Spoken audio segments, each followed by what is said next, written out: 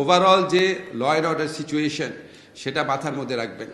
আমরা খুব চ্যালেঞ্জিং সময় অতিবাহিত করছি। পুলিশ ভাইরা অনেক কষ্ট করে একটা হত্যা মামলার আসামিকে যখন ধরে আনে, হত্যা মামলার আসামি, জুলাই গণহত্যা মামলার আসামি, সেখানে আপনাদের অবশ্যই জামিন দেওয়ার ক্ষেত্রে সতর্ক হতে হবে এবং আপনাদের লক্ষ্য রাখতে হবে যে এই আসামিরা বেরিয়ে এই বিচার প্রক্রিয়াটাকে কতটা বাধাগ্রস্ত করতে পারে। এগুলি আইনের কথা, এগুলি আমার বানানো কথা না। এখানে আপনাদের রিল্যাক্স হওয়ার কোনো সুযোগ নাই, এটা আপনারা অবশ্যই লক্ষ্য রাখবেন। যারা এখানে প্রসিকিউটর আছেন আপনারা লক্ষ্য রাখবেন, আপনারা হচ্ছেন সরকার এবং কোর্টের মধ্যে একটা ব্রিজের মতো।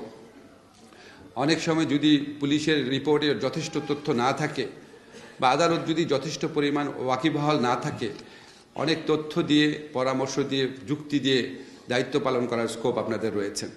ডিসি সাহেব যারা আছেন আপনারা জেলা আইন শৃঙ্খলা রক্ষাকারী বাহিনীর প্রধান, প্রসিকিউটরের সাথেও আপনাদের বিভিন্ন যোগাযোগ থাকে।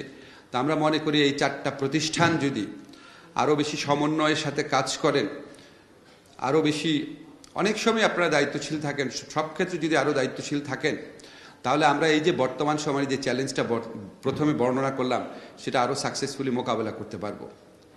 আমাদের এখানে গণহত্যা হয়েছে, এটা মাথায় রেখেন। আমাদের এখানে 15 বছর গুম হয়েছে, বিচার বহির্ভূত হত্যাকাণ্ড হয়েছে। আমাদের এখানে 15 বছর অরাজকতা হয়েছে। এগুলো তো বানানো কথা না, আপনারা প্রত্যেকে জানেন, নিজের বিবেককে জিজ্ঞেস করেন।